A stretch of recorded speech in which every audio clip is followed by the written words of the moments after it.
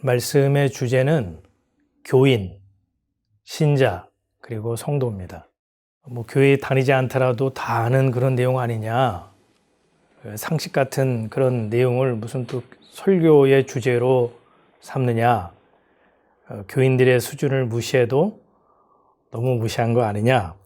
이렇게 생각할 사람이 있어서 설명을 듣기도 전에 이미 흥미를 잃어버릴 사람도 있겠습니다만은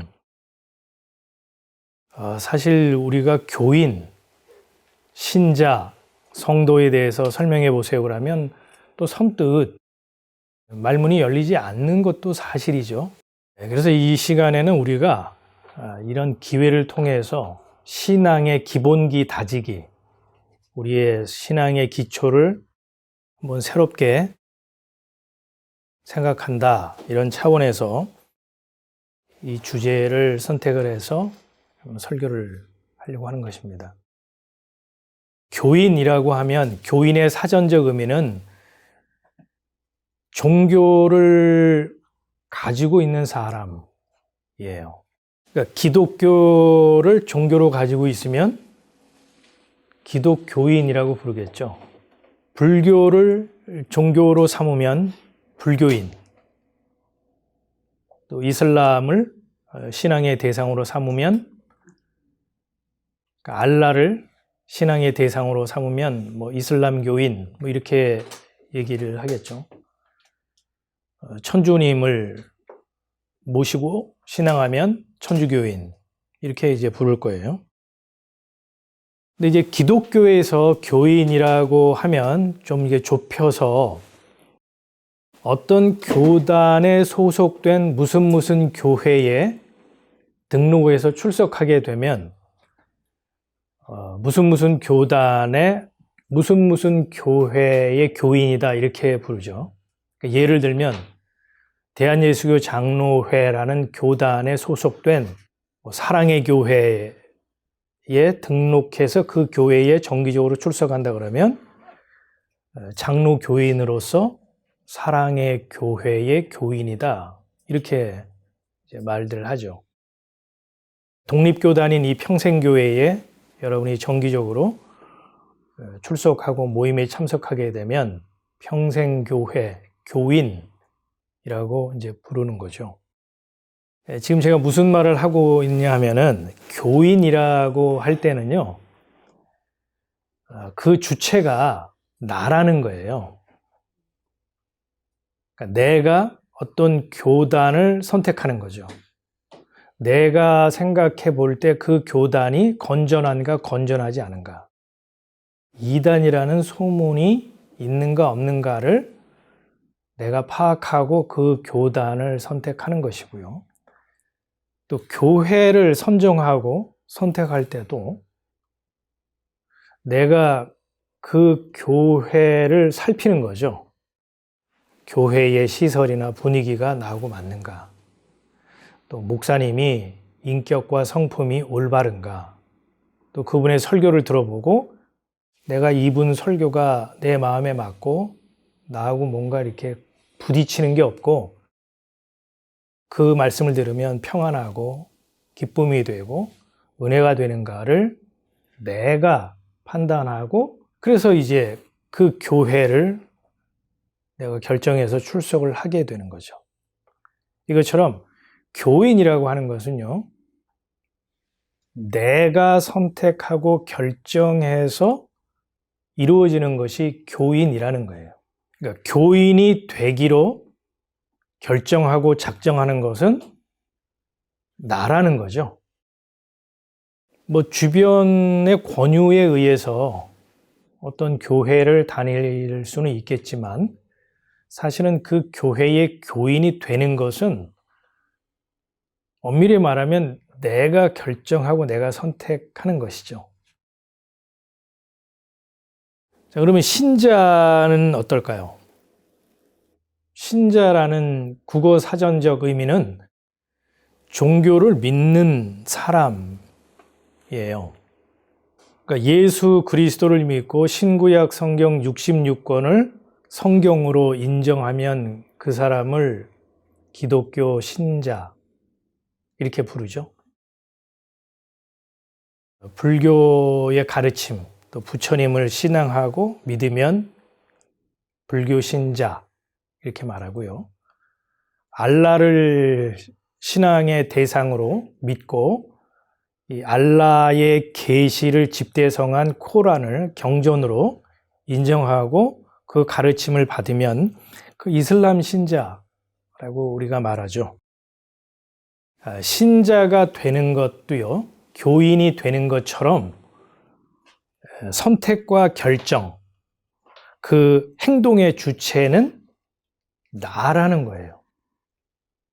내가 나의 그 경험, 나의 학습, 혹은 나의 신념, 이런 것들을, 그런 것들이 하나의 정보가 되어서 축적된 것을 가지고 내가 어떤 신을 믿기로 하는 거죠. 알라보다는 예수가 맞는 것 같아. 부처님을 믿는 것보다는 예수님을 믿는 게 나에게 유리할 것 같고 그 가르침과 예수가 맞다고 생각을 해. 라고 판단해서 내가 예수를 믿는 것이죠. 물론 조상적부터 믿어온 그 신앙에 의해 신앙의 대물림으로 어떤 특정한 종교를 신앙할 수도 있고 혹은 다른 사람의 권유에 의해서 특정한 그 신을 숭배하고 신앙으로 삼을 수는 있지만 그 역시도 내가 믿는 것은요, 내가 결정한다는 거예요.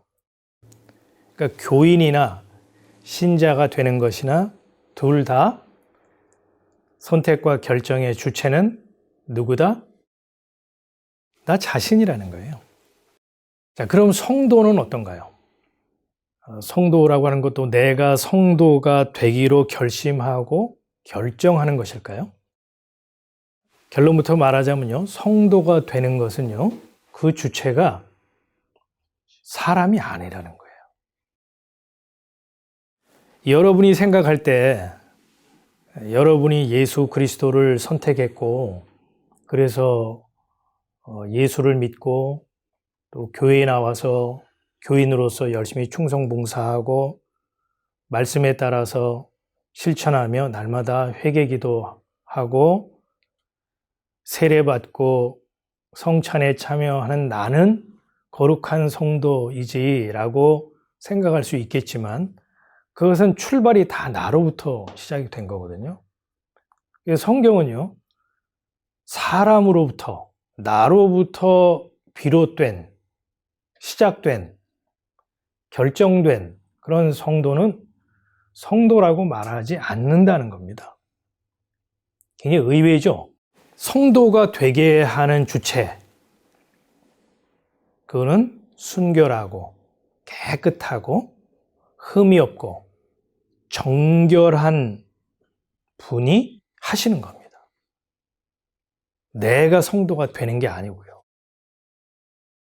바로 이분이 더럽고 부정하고 추한 자, 그 자를 부르시고 그 삶에 개입하여 소유 삼으시는 것, 그걸 성경은 성도라고 해요.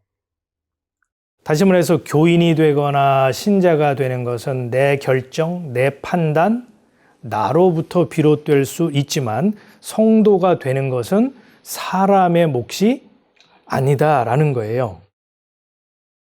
성도라는 단어는요, 구약 성경에도 나오고 신약 성경에도 나옵니다. 근데 그 뜻은 둘 다 같아요. 순결한, 깨끗한, 흠이 없는, 결백한, 받들어 받쳐진, 받들어 받쳐지는 이제 봉헌된이라는 단어로 바꿀 수 있죠.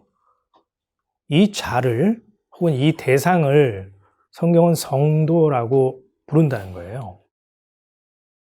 우리가 이 단어의 뜻에서 알 수 있듯이 해 아래에 있는 사람치고 성도의 뜻에 부합한 사람이 있을까요, 없을까요?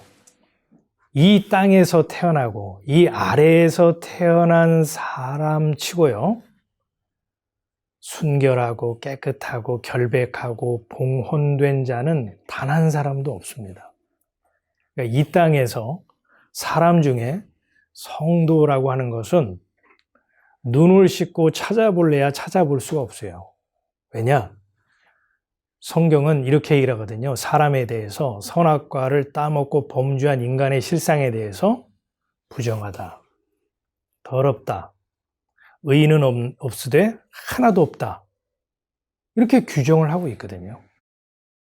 대적 우리는 다 부정한 자 같아서 우리의 의는 다 더러운 옷 같으며 우리는 다 쇠폐함이 잎사귀 같으므로 우리의 죄악이 바람같이 우리를 몰아가나이다. 이사야 선지자나 또 사도 바울이나 그 인간의 실상에 대해서 진술을 했죠. 부정하다, 더럽다. 아마 여러분 가운데 이런 생각이 들지 모르겠어요. 부정하고 더러우면 물로 씻으면 될 거 아니야. 열심히 샤워하고. 그런 그 외적인 더러움이나 부정이 아니라면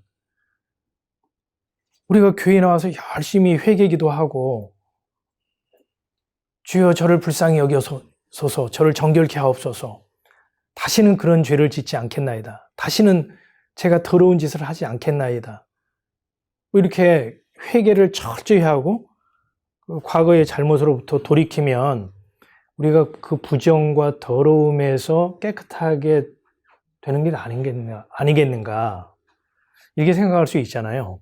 그게 사람의 생각이라는 거예요. 성경이 말하는 부정하다, 더럽다고 하는 것은요, 물로 씻어도 안 되고 사람이 무슨 회개 기도를 한다고 해서 이게 벗겨지거나 깨끗해지는 성질의 것이 아니에요.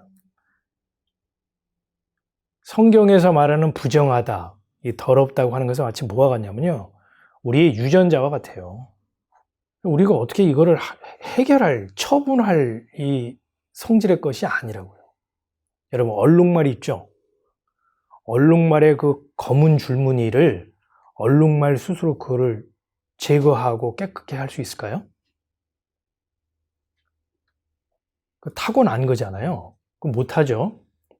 인간의 더러움이라고 하는 것은 그와 같아서 인간으로서는 그거를 정결하게 하거나 깨끗하게 할 실력도 없고 능력도 안 되고 그런 약품도 없어요.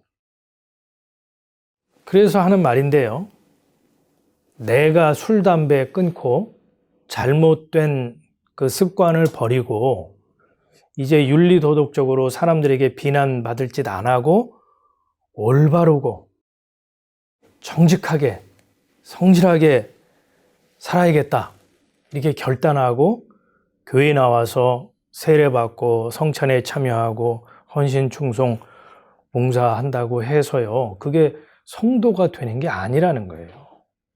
그건 다 인간의 아이디어, 인간의 생각에서 비롯된, 내가 교인이 되기로 작정하고 내가 신자가 되겠다고, 신자가 될 수 있다고 마음먹은 것과 크게 다르지 않다는 거예요.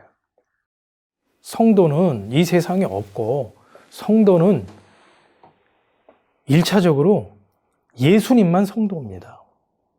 선악과를 따먹지 않은 유일한 깨끗하고 결백하고 순수하고 순결하고 티 없고 하늘 아버지가 받으시기에, 봉헌 받으시기에 합당한 성도는 예수님밖에 없다는 거예요. 목사님, 성경에 분명히 성도를 언급하고 있지 않습니까? 구약에도 이스라엘 백성들을 향해서 성도라고 표현하기도 하고, 신약으로 내려오면 예수를 주와 그리스도로 고백한 자들을 향해서 사도 바울은 성도다, 이렇게 말을 하고 있는데, 예수만이 성도고 다른 이 땅에 있는 사람은, 성도는 한 사람도 없다라고 말씀하는 것은 뭔가 성경을 너무 편협하게 보시고 성도에 대한 이해가 부족한 거 아닙니까? 라고 질문을 할 수 있겠죠.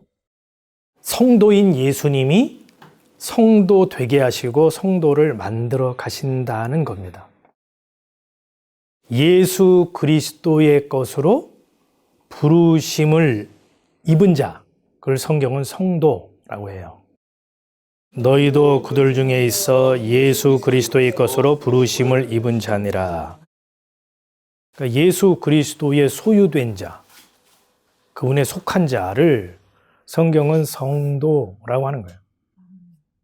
그러니까 순결하고 깨끗하고 흠없고 점없고 하나님 아버지가 온전하게 받으시는 봉헌된 자, 1차적으로 예수 그리스도, 그분이 불러서 자기 소유 삼으신 자를 성경은 성도라고 한다는 거예요. 어떻게 소유 삼으시는가에 대해서 사도 바울이 좀 진술을 해놨어요. 너희는 값으로 사신 것이니 사람들의 종이 되지 말라. 값으로 사셨다고 하는 것은 뭐냐면 더럽고 부정하고 추한 자, 그 자를 대신하여 내 피를 흘려 그 피값으로 피값을 지불하고 샀다는 거예요. 그러니까 예수 그리스도께서 어린 양으로 이 땅에 오셔서 죄인들을 대신하여 자신의 생명을 대속물로 주신 사건. 그래서 더럽고 부정하고 추한 인간으로서는 해결할 수 없는 그 문제를 자신의 피값을 지불하고 예수님의 소유로 삼으신 자, 그게 성도인 것이죠. 그렇기 때문에 성도는요, 거듭 말하지만 내가 선택하고 결정하고 판단하고 작정해서 성도가 될 수 있는 것이 아닌 거예요. 또는 나 성도 되겠습니다. 나 이제부터 성도할게요. 라고 내가 지원하고 자원한다고 해서 성도가 되는 것도 아니죠. 성도는 원조 성도이신 예수님이 성도 아닌 자를 불러 성도 삼으시는 예수님이 아주 특별한 작업, 선택, 이게 성도예요. 여기서 아주 특별한 선택이라고 하는 것에 이제 이해를 돕기 위해서 예를 들어볼게요. 마켓에 가서 돈을 주고 과일을 사려고 해요. 그러면 이제 우리가 과일을 살 때 대체로 어떤 행동을 취합니까? 어떤 과일을 고르나요? 과일 상자를 다 뒤져요. 다 뒤져. 위에 것만 뒤지는 게 아니고 위에 걸 또 아래로 내려놓고 저 밑에 있는 다른 상자도 열어가지고 멀쩡한가, 큰가, 맛있게 생겼는가, 온전한 과일인가, 이걸 뒤져보고 살펴보고 눌러보고 찔러보고 그렇게 확인한 다음에 자기가 판단하기에 가장 맛있어 보이고 온전한 모습의 사과, 과일, 그거를 이제 선택해서 돈을 주고 돈을 지불하고 그걸 사거든요. 근데 예수님은 부정하고 더럽고 추하고 일그러지고 찌그러지고 이런 과일을 골라서 자신의 피값을 지불하고 자기 소유 삼으신다는 거예요. 그거 얼마나 특별한 부르심이고 소유 삼으심입니까? 사람의 생각으로는 도저히 납득할 수 없는 부르심이고 일하시는 방식 아닙니까?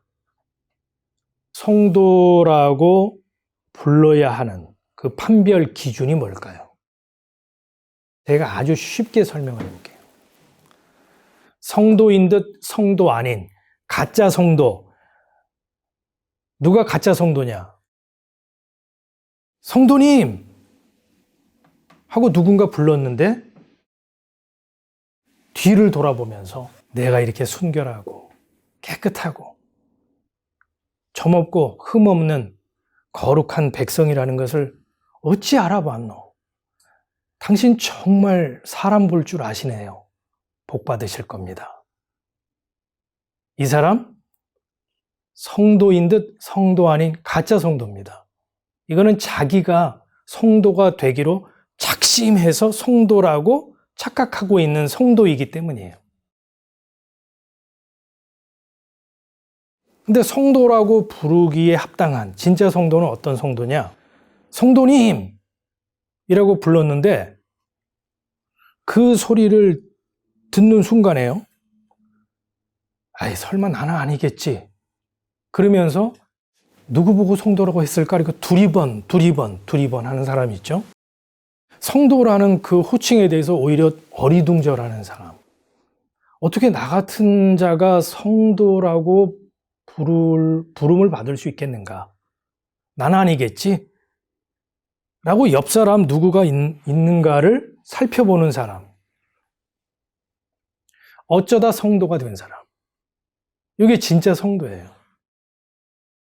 이걸 이제 성경적인 표현으로 하자면 나의 나 된 것은, 나의 성도 된 것은 나의 자격이나 열심이나 공로가 아닌 주의 은혜로 된 것입니다. 라고 고백하는 자. 그게 예수님이 인정하는 진짜 성도예요. 오늘 우리가 교인, 신자, 그리고 성도라는 주제를 함께 나눴는데, 이제 우리가 자신을 살피고 돌아봐야 할 것은 나의 신앙생활은 나로부터 비롯된 것인가? 아니면 성도이신 그분이 내 인생에 개입하고 들어와 당신의 피값을 통해 나를 성도 삼으신, 소유 삼으신 인생인가를 살펴봐야 되겠죠. 그리고 좀 더 나아가서 내 인생은, 내 신앙생활은 내가 예수를 붙잡고 있는 신앙생활이냐? 예수님이 끊을 수 없는 사랑으로 나를 붙잡고 이끌어가는 삶이냐를 돌아보는 저와 여러분의 신앙의 여정이 되었으면 합니다.